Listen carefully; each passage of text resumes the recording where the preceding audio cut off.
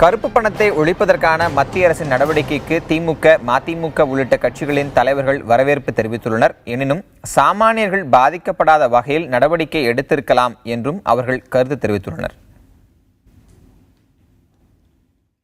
இந்த அறிவிப்பு என்பது தேவையான ஒன்றுதான்.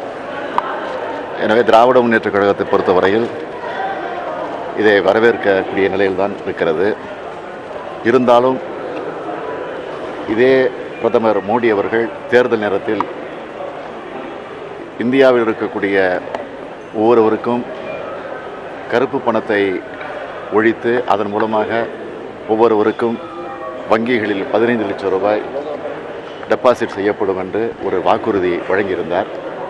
ஆனால் அது என்ன ஆயிற்று என்பதுதான் கேள்விக்குறியாக இருக்கிறது. சர்ஜிக்கல் ஸ்ட்ரைக்கா இருந்தாலும் அதுவும் தேர்தலை வைத்து, இப்படிப்பட்ட கருப்பு பணத்தை வெளிக்கொணர்வதாக இருந்தாலும் அதுவும் தேர்தலை வைத்து என்று சொல்வது சரியான நடவடிக்கை இல்லை.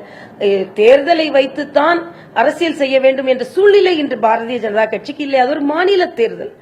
அறுதி பெரும்பான்மையோடு மத்தியில் ஆட்சி செய்து கொண்டிருக்கிறது பாரதிய ஜனதா கட்சி. அதனால் தேர்தலுக்காக இல்லை, மக்களை தேர்த்து மக்களின் தேர்தலுக்காக, மக்களை உயர்த்துவதற்காக இந்த நடவடிக்கை என்று வேண்டுமானால் எடுத்துக்கொள்ளலாம். உண்மையிலே நான் பிரதமரை கடுமையாக விமர்சித்திருக்கிறேன் பல பிரச்சனைகளில். ஆனால் இந்த நடவடிக்கை இந்தியாவிலே கள்ளப்பணமும் கருப்பு பணமும் வைத்து இந்திய பொருளாதாரத்திலேயே பேரலல் கவர்மெண்ட், இன்னொரு போட்டி அரசு நடத்தி கொண்டிருந்தவர்களுக்கு உச்சந்தலையில் அடிக்கப்பட்ட அடியாகும். இதற்கு முழுமையான பாராட்டுக்களை மறுமலர்ச்சி திராவிட முன்னேற்ற கழகம் பிரதம அமைச்சருக்கு தெரிவித்துக் கொள்கிறது.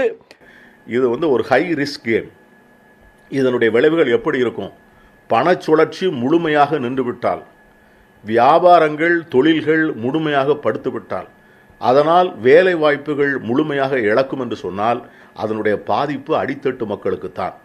எந்த ஒரு பொருளாதார சிகிச்சையினுடைய தாக்கத்தையும் தாங்கிக் கொள்ளக்கூடிய சக்தி வசதி வாய்ப்பு உள்ளவர்களுக்கு உண்டு.